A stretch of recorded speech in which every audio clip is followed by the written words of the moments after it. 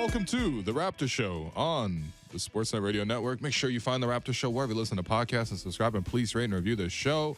Reminder, streaming live on Sportsnet's YouTube channel and airing live on Sportsnet 360 Monday to Friday from 2 to 3 p.m. I'm your host, William Liu. I'm joined by producer and co-host Alex Wong, and we are joined on the line by one of the program favorites, James Herbert of CBS Sports. What's going on, James? Thanks for having me again. Yeah, anytime. Literally anytime. Yeah, anytime you want, man. Just text me. I didn't know, Will, until I asked you yesterday that you like James as much as I do. I nicknamed him the man of 11 herbs and spices. Yeah, you also just called him Games Herbert before we came on air. Because we always play games with him. Like we're we doing really do play games. Surprise! We're doing another draft. Love that. Yeah. So. So James, former Toronto resident. We always have to mention formerly canceled for defending Goran Dragic last year. We over it now? Okay. No, it's just he's so irrelevant. Like, I think when you go 1-12 in your last playoff games, I feel like you just have to be discarded from any consideration. Wait, what was his last playoff game? He played? No, it just means like the last three games times he's been on a playoff roster, he's getting swept out of there. So he's not Games Herbert. We're gonna be drafting our all-time favorite playoff series in the second segment, and we did have to make a caveat because Will Liu didn't come to this country until April 2000.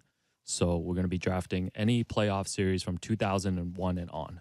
You're cool with that, right, Will? Yeah, I'm technically cool with it just because, like, I mean, I didn't really start watching basketball until 2004. Okay. So I did miss a lot of really classic. Like, I'm sure, like, you guys will take Lakers Kings. Yeah, no spoilers, I'm sure you guys man. will Come take, on, man. like, No AI spoilers. stepping over Ty Lue. Yeah, no spoilers. Come on, man. Okay, all right. But anyway, you guys can have those. Yeah, we're excited about that. But James Herbert was live at the Garden yesterday. Oh, I believe. nice. James, what's a buzz in New York like, man? Are all the subway rats buzzing about the New York Knicks? What's going on? This guy asking about TMNT, man. I actually saw the trailer for the new TMNT. It looks pretty good. Okay. Oh man! Well, the Knicks shredded the Heat yesterday in the fourth quarter with a late Nice. run. What have you seen so far through the first two games? Before I ask you the question of how are the Heat doing this, but what have you seen in this series so far? Honestly, I think the Heat have been the more impressive team through two games. Like, they put themselves in a position to win that game yesterday, despite not having Jimmy Butler. They launched a ton of threes, which I think was predictable. They played a ton of zone, which maybe was predictable. Tom Thibodeau did say he saw that coming. And I thought the zone worked pretty well, man. Like, the Knicks had to shoot a lot of threes themselves. They are a team that likes to get to the paint. They like to attack the paint. And they want to get their threes through those like kickouts where you touch the paint and spray it out there. And they got some that way, but they also got some threes where they're just kind of passing the ball around the perimeter and not really doing much and getting stagnant. They made enough of them to win the game, and they got a couple of sort of key possessions that went their way late. And there was one possession that lasted forever where the Knicks got like 4 offensive rebounds on the same play. But like, my takeaway honestly was like the Heat played really well.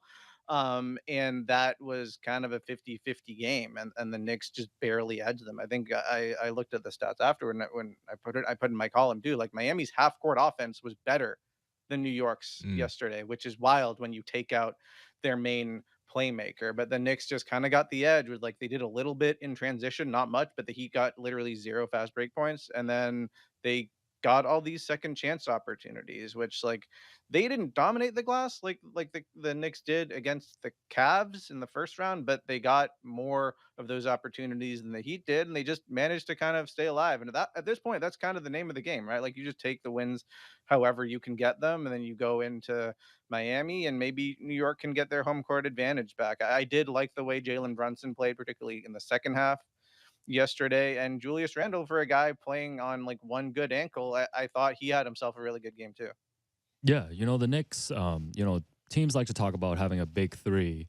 And during the season, I know Knicks fans were running with the fact that Randle, Brunson, and RJ Barrett, they were calling them the mid three. But the mid three stepped up yesterday. Randle with the 25, 12 and 8, Brunson with 30, Barrett with 24. But yeah, for me too, through the first two games, just watching Miami, they set a playoff record yesterday for most points scored by undrafted players. Oh, brother. Who's tracking this stat, by the way? Chris Quinn? Is he tracking this? Who do they beat, man? Ben Wallace and Fred VanVleet? Like, come on, man. So Caleb Martin, Gabe Vincent, Duncan Robinson, Yeah. Max Strus, and Haywood Highsmith combined for 74 points yesterday. Are you impressed by the Heat so far in this series, Will?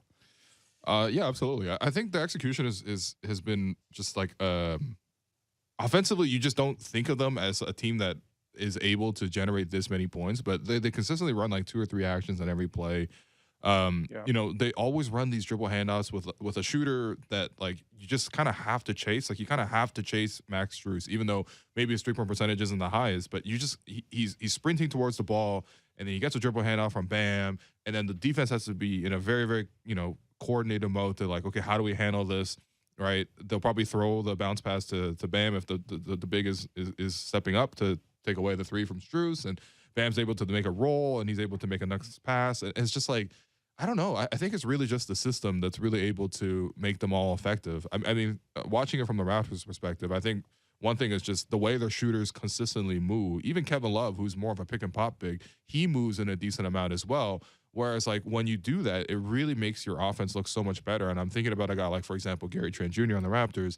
Why couldn't he move as much as a guy like Max Strus or a guy like Duncan Robinson? These guys aren't just like playing pick and roll. Someone gets into the lane, a kick out, and then swing into a corner for a 3. They're not standstill shooters. Like, they actually move around and they really create more havoc, and that makes the team better as a whole. So I just think that their offensive execution has been really good. And for a team that was so kind of nasty to watch offensively in the regular season, like even without Jimmy Butler, they were still able to generate tons of points. I think it's smart. Obviously, without Jimmy, you got to launch a lot of threes. They took 49 threes last night. They took more threes than twos. Yeah.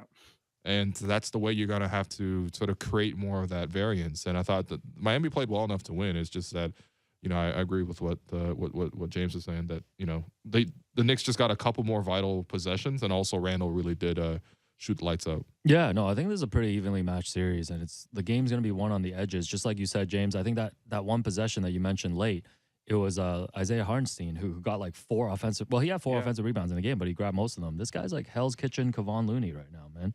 Like, he was dominating the Cavs in the first round, and like he's been doing that. But like, if I'm Miami, I'm feeling pretty good, right, James? Going home, like, you expect Jimmy to be coming back.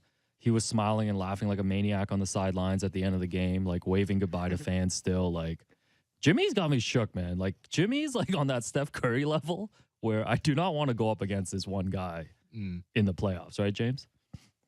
Yeah, Jimmy's having a great time. He enjoyed himself in New York, even on his off day. I don't know if you saw his Instagram stories. Oh, where but did he go? He was just went all around the city. He spent a lot of time at the Kith store. He Will knows Kith. and he documented it. Mike And Tyson stuff. I think he was kind of trolling everybody by saying, "Look at me walking around and doing fine and having a good time." He didn't end up playing, but he was pretty locked in on the bench, and I think he's really confident in his teammates. And he's not the kind of guy. I mean, he can put up. Obviously, we've seen him drop 50 like, very recently, but oftentimes you'll be watching Heat games, especially during the regular season. The first 3 quarters of the game, he might take like 3 or 4 shots, and he's not really looking to assert himself as a scorer. He likes to get other guys involved first. He likes to empower his teammates to be playmakers and to move, as you guys were talking about. Like, this is not like the Jimmy Butler show. Sometimes in the fourth quarter of a game, it can turn into that. It also depends how the opposition is defending them. But they've always, throughout his tenure there, they've run a lot of the same dribble handoff stuff. They've wanted to get their movement shooters going. They've always had other playmakers. I mean, Jimmy can function as like the point guard for the Heat sometimes, but oftentimes like the ball's in Kyle Lowry's hands, or recently like Gabe Vincent's hands, and he's making like clutch pull up 3-pointers. I mean, he hit an enormous shot in like Vincent did in that game 5 against the Bucks down the stretch. And so I think that was one of the things, I believe it was Caleb Martin who said it the other day, that like Jimmy likes to empower them and like breathes confidence into them, which means when he's out, like that bodes well for the Heat as an offense, because it is not just Jimmy doing everything. And I think Bam Adebayo can easily like, slide into more of a playmaking role. You saw that yesterday. There's a lot of consternation sometimes like from Heat fans about, well, how aggressive should he be, and is he taking enough shots and all of that. And like sometimes he criticizes himself for that kind of thing. But his role too has always been like, in the right matchup, he will go and get his buckets, but also he wants to free the shooters with his screening and his passing as well. And that's just kind of how the Heat play. Yeah. To the point with Bam too. It's interesting watching yesterday's game. But I thought he really took it strong against Mitchell Robinson a couple of times. And I didn't really think that would be a great matchup just because I generally think of Mitchell Robinson as a really good defender, but I feel like he's a better help defender coming over to block shots than he is on an on-ball defender defending against a guy who's facing him up, driving against him. And I thought Bam took it strong towards him a couple of times. So yeah, I mean, I mean, like, Miami should feel confident. I'm still curious, like, when is Jimmy going to come back?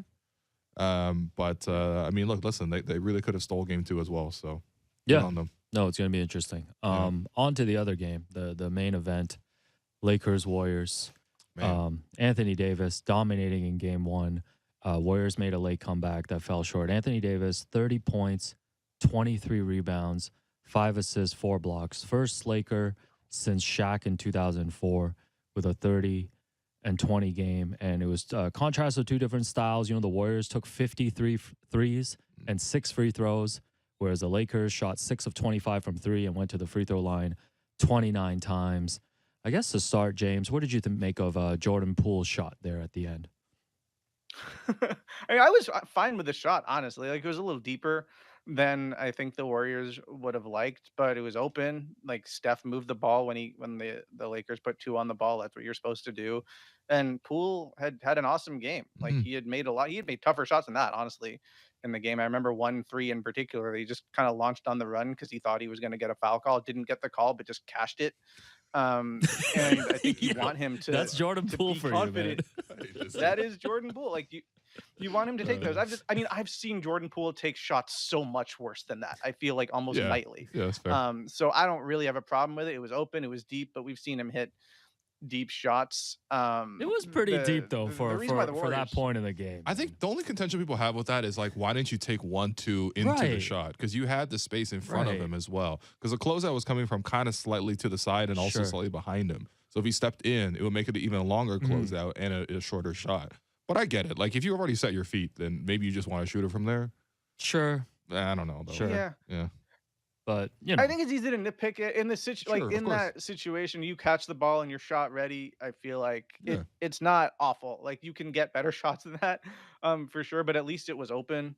And that, like, if I'm gonna look at how the Warriors played, like, I mean, to me, I look at what happened earlier in the game. They had a really nice run when they went small at the end to kind of get back in it and give themselves a shot. But I mean, they fell down the way they did because of that foul discrepancy that you mentioned, and because they made some poor choices in terms of shot selection. I think. I mean, they didn't get to the rim much, but some of the shots that they did take to the rim were pretty ill advised, like Mm. shooting with Anthony Davis right there, able to get some easy blocks. I mean, he's an incredible defensive player. It is Yeah. by no means easy to kind of navigate that situation. But I think, I mean, we were just talking about Heat Knicks. I think one thing the Heat have been pretty smart about is trying to draw Mitchell Robinson and even Isaiah Hartenstein, but I think primarily we're talking about Robinson here as an elite rim protector, trying to draw him out of the paint, trying to Mm. bring him up and make him defend ball screens, or maybe make him defend dribble handoffs and the like as well. And they had a lot of practice doing that in the round before against Brooke Lopez. And I thought they were doing that like pretty expertly. And I think the Warriors, with all the shooting that they have on that roster, like, it is incumbent on the coaching staff to figure out how to get AD away from the paint as much as possible, draw him out there, whether that means it is Steph taking pull-up threes, just on like high ball screens, like really basic modern basketball stuff, or whether it means just kind of like using his man as a guy setting off ball screens, the way that the Warriors often prefer to do, and find their flow that way. Like, if AD is just stepping outside of the paint, sometimes it can be a quick pass to somebody on the other side and then a quick basket attack, and then you find a way to score while he is sort of distracted. You saw the Grizzlies do that to him a little bit, like mainly in the second last game they played, when they actually finally put some shooting on the floor, before Luke Kennard missed the last game, and I thought they had a lot of success doing that. But the Warriors, I don't think, did nearly a good enough job in terms of like spacing the Lakers out and making their defense blink and get uncomfortable a little bit. yeah, you know, I think the other thing too, Will, is like LeBron's had better high-end teammates, right? Like, you know, teaming up with Wade and Bosh in Miami, you know, Kevin Love, Kyrie in Cleveland. But I look at the overall supporting cast with AD, you know, Schroeder and D'Angelo Russell both at 19, yesterday. I thought Austin Reeves played pretty well, and I wasn't really familiar with Jarrett Vanderbilt's game. You know, when you guard Steph, you know he's gonna get his 27 points that he got last night in 6 threes, but I thought he did a really good job of just kind of following him around. I guess that's how you guard Steph. You just follow him around as he runs around. But like this, I think this is the best supporting cast overall that LeBron's been like surrounded with. Yeah, no, I mean, I think it's been almost masked, the fact that whether it's because of the bad foot, which we know LeBron is playing on, or because of age, or just because he's on a cold spell, like LeBron has not been anywhere close to peak LeBron in the playoffs. Like even last night, shooting 9 of 24, including 1 of 8 from 3. Like the Lakers could have put this game away earlier, and not had to clench their butts with that 14-0 run that the Warriors went on. Like. But at the same time, like he has this supporting cast around him, and I feel like those guys also kind of feel pretty empowered to play. First off, like we know AD's not going to be like this good offensively or this dominant offensively. He has to like exert maximum energy on both ends. Yeah, played the whole second half yesterday. He played exactly right, and even the second half, you saw he wasn't as involved offensively as he was in the first half. He was more so focusing on defense.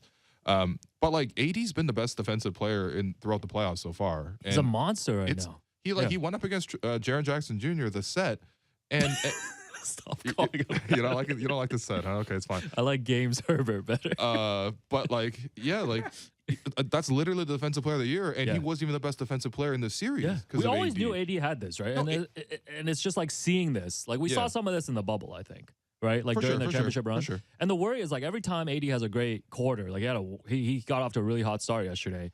I'm always worried that he's going to get injured the next quarter. And that's the only worry with him. Absolutely. But I think for him, like, he's already providing that baseline for you defensively. And so just the Lakers as a whole have just been very, very strong on defense. Their physicality on the inside, that's going to be a clear advantage against the Warriors. But, I mean, like when AD plays like this, like, yeah, LeBron, this is kind of what he envisioned when he went to LA, right? Yeah. Like, yes, I'm in the older part of my career. Yes, I'm going to essentially retire here. My whole family's here and everything. And I move into movies. But I want to actually still compete as well, and I want to team up with one of the best young guys, and that was AD at that time. Now, I think during the stretch, like LeBron has clearly still been the number one guy, but throughout these playoffs, like the Lakers' most valuable player has been AD, especially based on what he does defensively. And I think that's where the Warriors are gonna, like, to what James said, like you got to play a lot more pick and roll, bring AD out of the paint as much, because if you're talking about AD is going to be camping on the lane because he doesn't have to guard Kevon Looney, and also someone else is helping off of Draymond, which is probably going to be LeBron. So you're telling me that LeBron is waiting to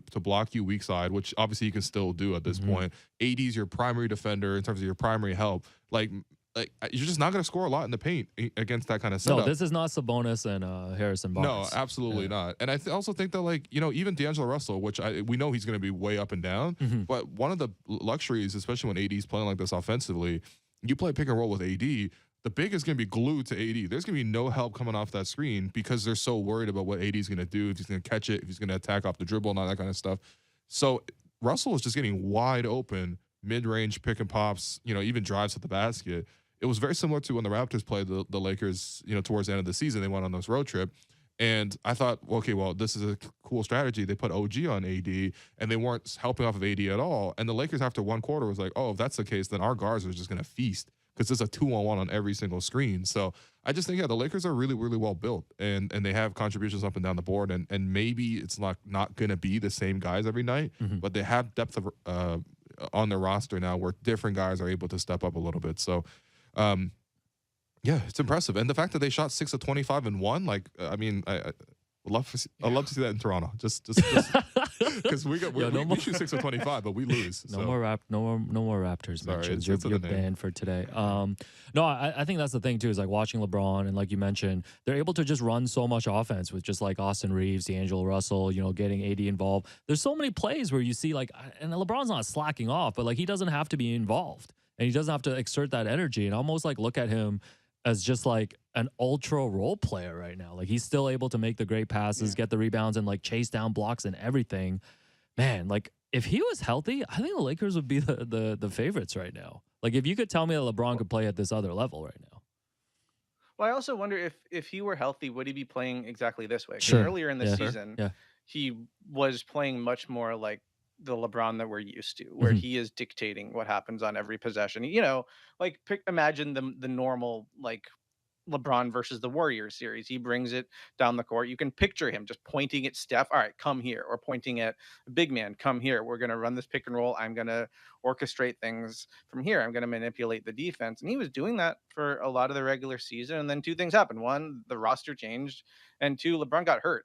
And he came back and he's had a very different approach. Like he'll still do that on some possessions, but he's not like the de facto point guard for this team. A lot of the drives that he has, they're started where he catches the ball on the perimeter and has a head start. Like he's driving a closeout. Like he is making plays off the ball. And this is something he's always had the capability of doing. I think, look back at like the most efficient years of his career when he was in Miami next to Dwayne Wade. Like LeBron was the best off ball player in the league. And, Dwayne Wade was also an incredible off ball player playing off him. And they would kind of figure out how to make each other better that way. It took some time. Like the first year, it was not like that, but he like really understood after losing that first year and going back and kind of evaluating what happened, like how he could be a threat off the ball. And now it's a very, very different situation. He's not so much deferring to, the current like all-star level player in Dwayne Wade, a fellow superstar. He's deferring to the other playmakers that they just have. Like Austin Reeves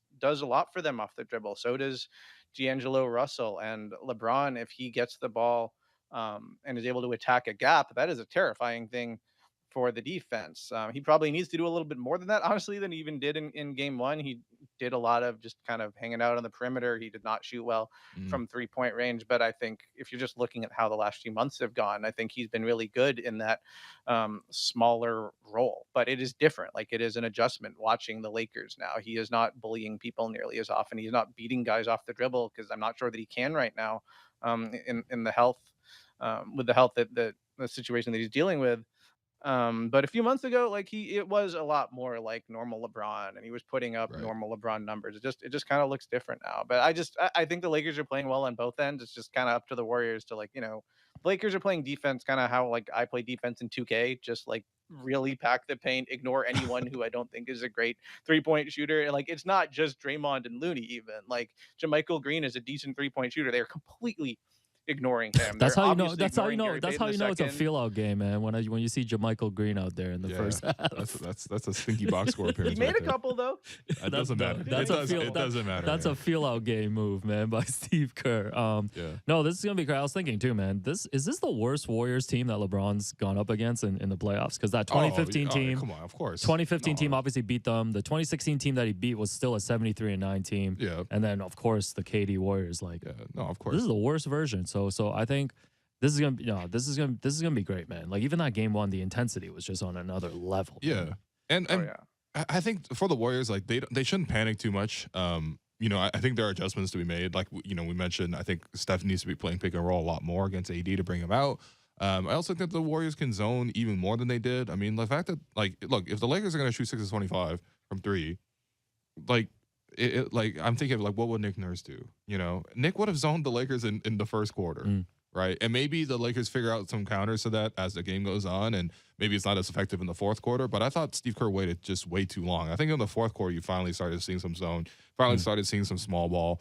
I mean, if the Warriors want to play small ball, I think that's more of a temporary push. And you got to see if Poole's on, because essentially small ball is just getting Poole out there to race. And if he's not, he's going to. Dante. I don't know. I've not been impressed with the shot making at all. That's another feel-out rotation play early in the series. But yeah, I mean, I think that there is a small ball look to be made there. I do think that this will be a longer series, but it's a really interesting matchup thing, and also for LeBron, like it's just impressive, man. This is how you play 20 years. Like you have to have so many different skills to fall back on, so that when one thing's not working, you go to the other thing. Like I think about very different scenario, but like when AI lost a step athletically, this guy was in China. Yeah. I mean, he very short stints in like Memphis, Detroit that didn't work out, and No, I hear you. A lot of these players, once they get into their 30s, they can't adjust. I think about Melo. He's now just courtside at the Knicks game cheering on Jalen Brunson hitting a 3, or Dwayne Wade is on the other side watching Heat culture. Dwayne Wade at the Met Gala. Those are LeBron's contemporaries. Yeah, and they're gone. Yeah, there's no one left from his draft, right? Yeah, there can't be from the 03. Well, UD's still there. Oh my, was UD even 03? He was undrafted, I think. Yo, But I yeah, he was. swear, His if name, he UD was that- makes he the was that year. finals in his final season here, I need holy- him to get on the court. I need to see UD and Tristan Thompson fight for a championship. That's what I want to see. That might be coming to pay-per-view. Yo, James, hang tight. Will and I should do a quick segment, and then we'll check in with you on the other end. Okay. So, Will, before we do the draft, coming back, thought we'd preview tonight's Sixers Celtics game 2. This is Between the Lines, brought to you by Bet Rivers. It's a whole new game. So Joel Embiid won the most valuable player Yep. yesterday, and during the celebration at the end, he turned to his team and said, "I'm back." Oh, So like those he- old TTC posters? Yeah. That's So- what it is, by the way. Real ones know so what that means. he is on track, per Shams of The Athletic, to Yep. return tonight, barring any setbacks. We know that the Sixers took game 1 from the Celtics. Celtics are -8, 8-point favorites tonight to even the series. Who do you like? Yeah, at this point, I feel like I'm just like, I'm committed to just betting on the Celtics. Committed to the bit? I'm committed to buying on the Celtics, even though the Celtics have been disappointing, Yeah. even though the Celtics have continued to play in regular season mode Mhm. throughout the playoffs, which has been very frustrating to see from, just a competitive standpoint. Like, I think they need to be elevating their level of play. But, I mean, the level of urgency is going to have to be there. I think defensively, with or without Embiid, the Celtics have to show a lot more togetherness defensively. They had like 1 or 2 good games defensively against the Hawks, and they just stopped playing defense in the 5 games since. Like, they need to get back to that level. We know they are capable of it. I don't really think the Celtics have had too much issues scoring at all throughout the playoffs, but I'm hoping that sort of like sense of urgency kicks in after being down 1-0 at home. Like, you absolutely need to take this game. I think Kevin Pelton also said that the home team, after going down 1-0, is 14-0. So I just think that, like, yeah, I mean, the intensity, focus, everything has to be there for the Celtics, and if they do that, I think they should win, All right. with or without Embiid. All right, well, with you. I do think Boston is going to have a bounce back game, and we should draft playoff cliches at some point, because one of my favorites is not the first to 1, it's the first to 4. Yeah. Yeah, it's also one of my the classic one favorites. is Well, series doesn't start until a road team. That's the one. Oh yeah, that one's Another so series classic here in started. Toronto. It's about playing for pride. Oh my god. Approaching game 4 of a sweep. Sorry. Or it's a That was make or Dwayne miss. That was a Dwayne Casey Make or classic. miss league type. There's different ways to skin a cat, Oh my god. Shouts to Dwayne, man. Oh god. So we're taking Boston -8. That was Between the Lines, brought to you by Bet Rivers. It's a whole new game. When we come back, James will rejoin us, and we're gonna draft our all-time favorite playoff series. Awesome. Okay, we're going to take that break. I've been your host, Willow. You've been listening to The Raptors Show on the Sportsnet Radio Network.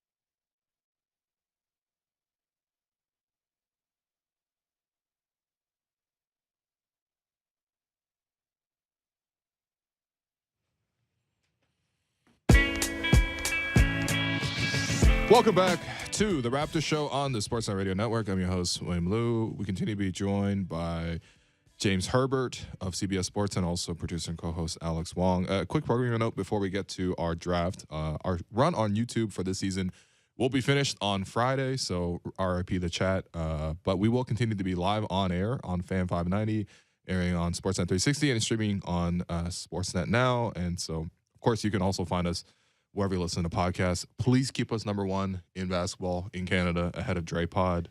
I know he did a Game 1 React Pod at 3 a.m. Like, salute to you, Draymond. If Draymond says anything relevant, we will cover it here. Yeah. So we got a 2-for-1 if you just listen to the Raptors Show. From me to you, as someone else who's also done a React Pod at 3 a.m., those hit the hardest, man. Now you just got to find your Assad and do a slander pod when you beat the Lakers. No, but shout out to everybody on YouTube. I know there's a dedicated kind of group of people there. Unfortunately, you guys going to say trade for Evan Vliet in another chat somewhere else. Subscribe to the podcast. Keep listening to us, man. Shouts to Johnson and everybody else. Yes, legit. In there. All right, James, you're back? I'm back. All right. James, you had a Dwayne Casey note that you wanted to pass on to Will? Well, I think it's not a correction or anything, because I think he did say skin the cat. He did, but he also said there's different ways to skin the apple. And you were the one who asked him that? Wait, hold on. What are the different ways to skin an apple? You just do it. Like, what do you mean? That one doesn't even make sense. I mean, Zach Lowe did bring this up with Dwayne Casey on a podcast, and I think Dwayne said that he did that because he didn't want to offend anybody by talking about skinning a cat, which I understand. That's about catfish, by the way, for people unaware. He's not actually like skinning pets. Like it's just for catfish. People understood that part, right? Like, you know.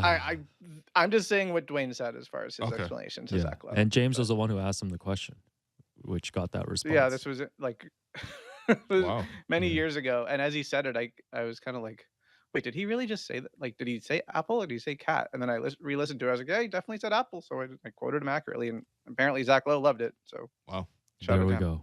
There we go. All right, no more cat talk. What is this? The big meow. On to the draft. So like we mentioned, favorite all-time playoff series. Will Lou rule. Playoff series must be from 2001 and on. Each of us can only draft one series from a particular year. So, for example, if Will drafts the 2019 finals, he cannot pick from any other series in that 2019 playoffs. But James and I can. As usual, the guest goes first. We're going to try to go 5 rounds. If we banter too much, then we condense it to 3. Guest goes first. James goes first. Will goes second. Low-life producer Alex goes third. James, you're up.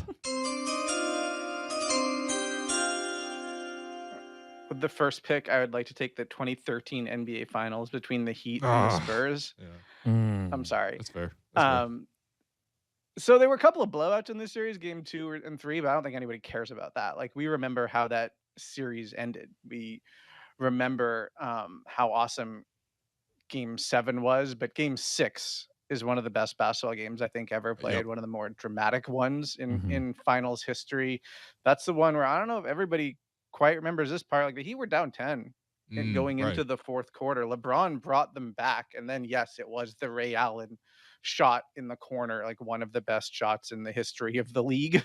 That just immediately was an iconic moment. But the whole series, like the style of play was really awesome. This was sort of, it was pre-Warriors dominance, but the seeds of that were already planted. It was kind of an evolution of like how, Mike D'Antoni's influence on the league. Like, we were kind of seeing that in a couple of franchises that I think if you had the same group of players a few years earlier, like, they would have played quite differently, but the pace was there. There were smaller lineups out there, and they were both playing really unselfishly, a lot of ball movement. Like, the Spurs obviously get the credit for like the beautiful game and their style of play and all that, but the Heat were like playing a pretty beautiful style of basketball as well, and that's what made them great. That's what differentiated them that year from previous iterations of them. And I just remember like being so locked into that series, and the end of it was just you knew you were watching history as you were watching it. Yeah, even Game 7 I thought was so hotly contested as well. Credit to the Spurs Remember for when bouncing back, man. Tim Duncan missed that Missed layup, that bunny, and then he man. smacked the floor. Oh man, I felt He heartbroken. missed the tip in too, right? Like it was, Yeah. he had that. It was like over Battier. Yeah, and then that's he right. That's comes right. in and tries to tip it in, and then you Man. could just see the devastation on his face. and But that even game, after that, LeBron had to hit a pull-up jumper. yes, I was going to to mention put the that. Spurs away. That's one of his Yeah. biggest shots of his career, and I think it doesn't come with like the theatrics because obviously the Ray Allen shot is the theatrics in that series, but Yeah. that's arguably the biggest shot of his career. And was that the game where Chris Bosh had 0 points but played a great game?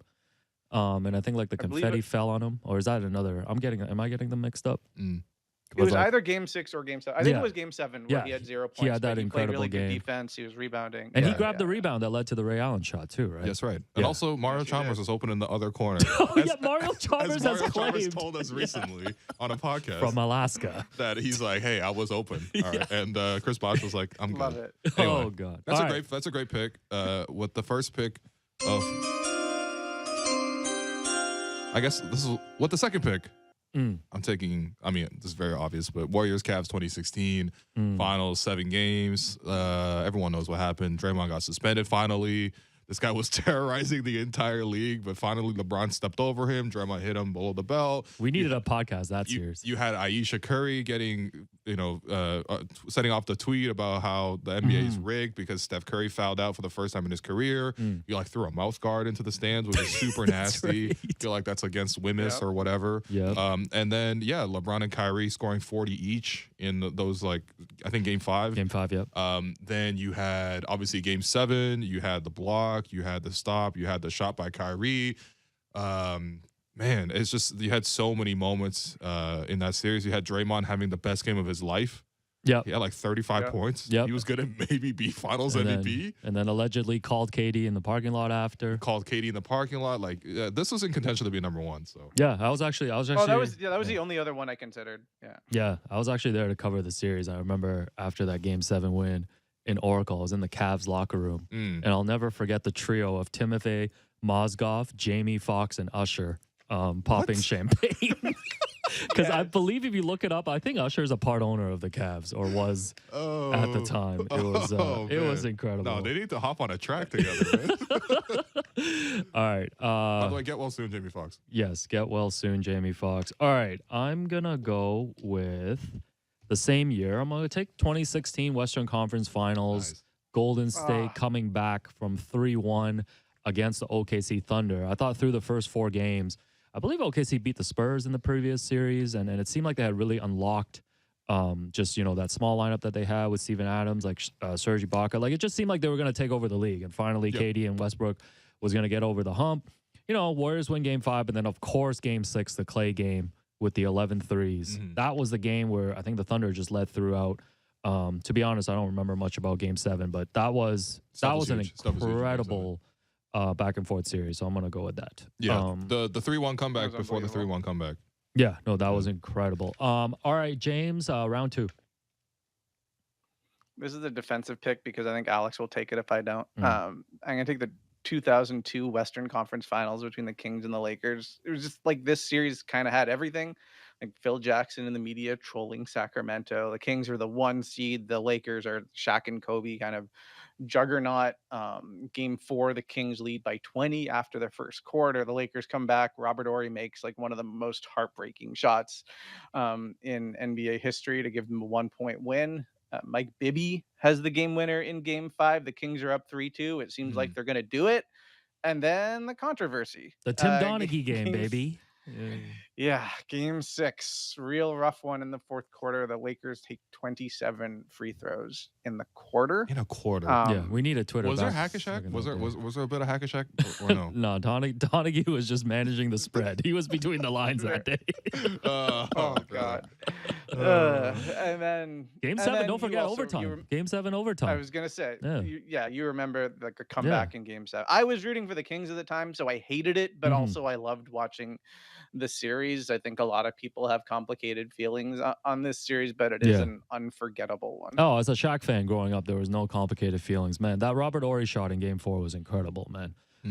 They were about to be down 3-1, and then Vladdy tapped the ball back and or hit that shot. I watch that on YouTube all the time. That's actually, I would say, my favorite all-time This guy watching series. 240p YouTube videos. All right. We got to manage our time. Let's go, Will, round 2.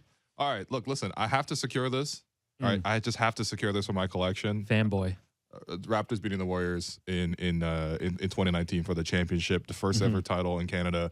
Obviously, lots of storylines in that series. Obviously, KD going down, Clay going down, but also just I think my overlasting thing with that one is just Kawhi obviously was so great through the first 2 series, and he was great in the Bucks series. He was great in the Warriors series, but like you needed the entire Raptors team to step up as a whole. Fred had his moments in Game 6. Pascal had 50. He shot like 15 of 17 in Game 1 for 32 points. That's still the best game I've seen Pascal play. Incredible. In Game 1, right? The O Canada, the chills I had in Me, the building. you, and Dan Wyke on Media Row. That's right. Dan Wyke had no idea who we were. He was just popping fruit gushers or whatever nonstop.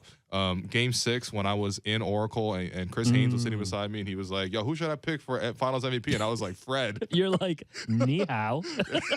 No, that's someone else. But yeah, no, I mean, come on, I had to have this You for my and collection. QB Brown, man. No, I love it. All right. Let's you know what? I'm not gonna try to take some of these cult classics. I'm gonna go with 2009 Celtics Bulls round 1. Oh, This was the I one. hate you. That's a sexy blogger pick. This but is you the took it one- so early though. No, I just want to That was collect my my cult pick classics. next. So So no KG. They were defending champs. Yep. KG was hurt. Yep. No team won 2 games in a row in that whole series. 5 of the 7 games decided by a single basket. You know, games 3 and 4. Game 4 went to double OT. Game 5 went to overtime. Game 6 was a triple overtime. Yo, that was ridiculous, man. So many there's highlights. 7 overtimes. Shouts in to 4 Ben games. Gordon. Shouts to Ben Gordon. Shouts Highlight of to his career. Joakim Noah. Like, there was just so many guys in that series. So I'm going to go with that. All right, we got to manage our time. So That's pretty good. I back like that pick. to James for round 3. You threw me off with that one. That was my next pick. I will take the 2018 Western Conference Finals between the Warriors and the Rockets. 27 straight that- threes. 27 straight. It's funny to pick that one because, like, as I was watching it, it wasn't always the most exciting because it was like just so much matchup hunting and switching. And Right. sometimes it was like these teams that could be so exciting were getting kind of stagnant and it was getting kind of muddy. But like the level of competition was so extremely high. It seemed like the Warriors had an unbeatable team, but Houston built a team that was like specifically designed to combat what they did. And they came so close to pulling it off. Like they could have done it even as it stood if they just made some more threes, but also Chris Paul was gone for that game 7. It was just like, I think it told us kind of where the NBA was going and what playoff basketball was going to look like. And it was like, that was really the finals that year. Like that was the best series easily. The Warriors did not have a tough time in the finals after that one. And it's just it's such a big what if moment in NBA history to just wonder, like, not like what if Chris Paul had played, or just what if the Rockets had made a few more threes? Like, what does the NBA even look like today if that had actually worked the way the Rockets were intending it to? Because they came so close. Is that also the series where Daryl Morey published a audit Yeah. of the I fouls believe after the fact? I believe my former employer Ernst & Young is still combing through the data. They're still looking at Eric Gordon's what a loser, man. on Eric Gordon's shot chart today. Yo, nothing's more. Oh my god, this guy said not the last 2 minutes report, the last 2 series report. This guy put together. He's like, man. upon my calculations, we should have shot 25 more free throws and made 23 of them and won the game. They're like, if we played Game 7 at the Sloan Conference. So, all right, Will, brother. what's your round 3 pick? Okay, round 3. I feel like I'm maybe going off the board just a little bit here because the first one I'm picking that doesn't involve a finals, but I need Cavs Pistons 2007. So that was finally the Pistons. Like they had won the East like every single year for so long. That was the year they finally got knocked off by LeBron, who would then go on to own the Eastern Conference for like the next 10 years. And yeah, no, LeBron, and obviously that I'm picking this exclusively because of that LeBron performance where he scored 25 straight points. Yeah, 48 special, right? Yeah, Forced it to 48. overtime. Yeah. He ended up, I think, scoring 29 the last 30 points. But like he had to because the rest of the starting 5 was Sasha Pavlovich, Zydrunas Ilgauskas, and with his best years behind him at that point, Larry Hughes and Drew Gooden. Yeah. And coming off the bench was like, Eric Snow. You gotta respect Boobie Gibson the next Booby game. Gibson, Damon had a good Stoudemire, or not Damon Stoudemire. I wish it was Damon Stoudemire. I've been reading too much prehistoric. No, Damon Jones. And it's like, yeah, no, that is still, to me, like that is still the most impressive thing I've seen LeBron No, do. that was unreal. Especially against that defense, man. You guys remember Yep. how good the Pistons defense was? No, So that was unreal. I need All that. right. I'm going to take, I believe that's the same year. I'm going to take 2007 Mavs Warriors round one. That was the Ooh. We Believe Classic. Warriors going up against MVP Dirk. And that was just 67 wins that year. 67 wins. for Shouts Dallas. to Avery Johnson. And a squeaky voice. Yeah, and that was Don Nelson's revenge. Just that We Believe Warriors team. I know they lost to the Jazz in the next round, but you know, Baron Davis, Jason Richardson, Steven Jackson. Just that was such a memorable series, the 1-8 upset. I'm gonna go with that. All right, on to round 4. James, what's your round 4 pick? Well, with you picking that one, there's only one series I can pick, which is Dirk's revenge. The 2011 Finals, Mavericks Heat.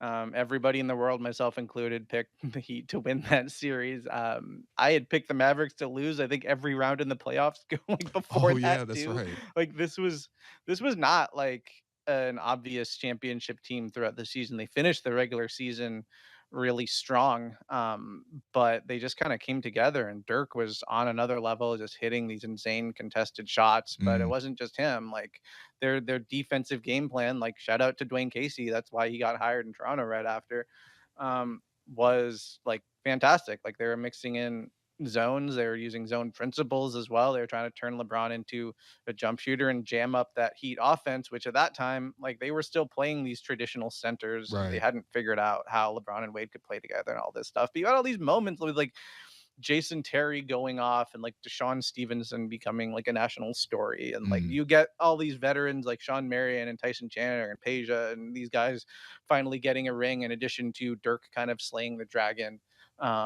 And it was just a phenomenal series to watch. I can still picture like in my head like JJ Barea guarding LeBron one on one and with like help Yeah. waiting in the backside and LeBron kind of like, what do I do with this little guy?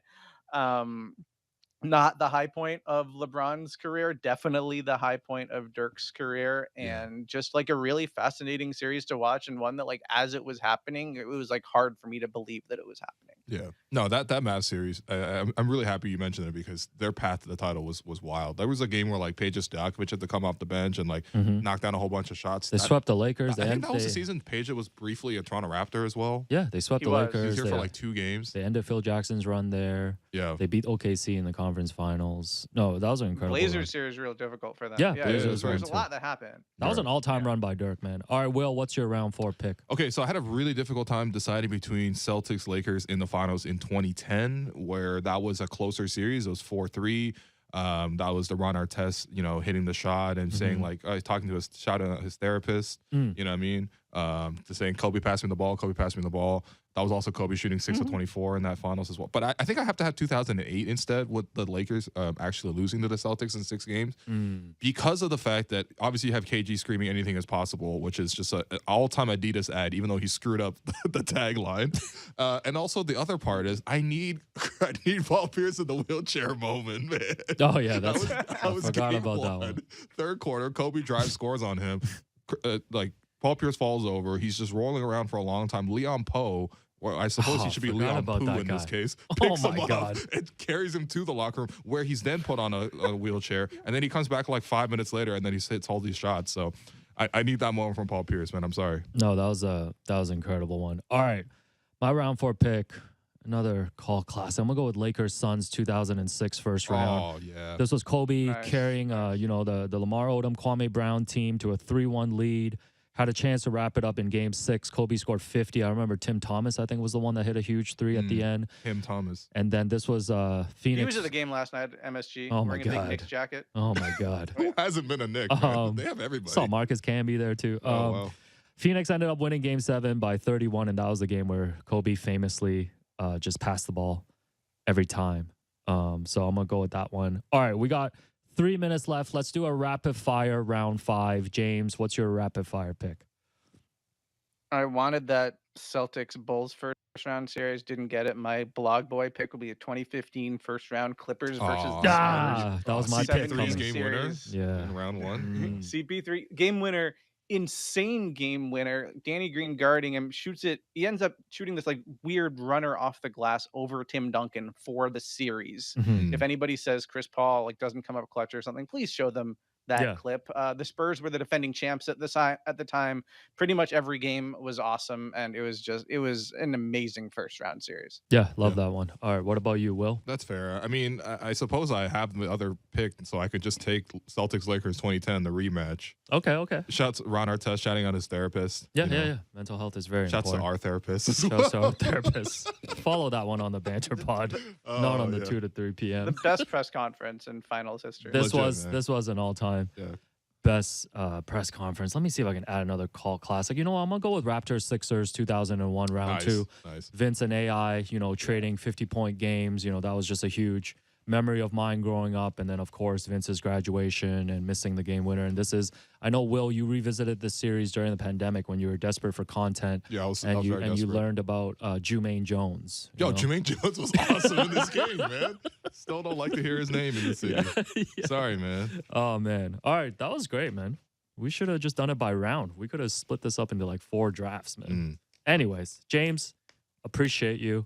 We'll be calling upon you again soon. Always love drafting with you guys. There we go. Appreciate you, Games Herbert.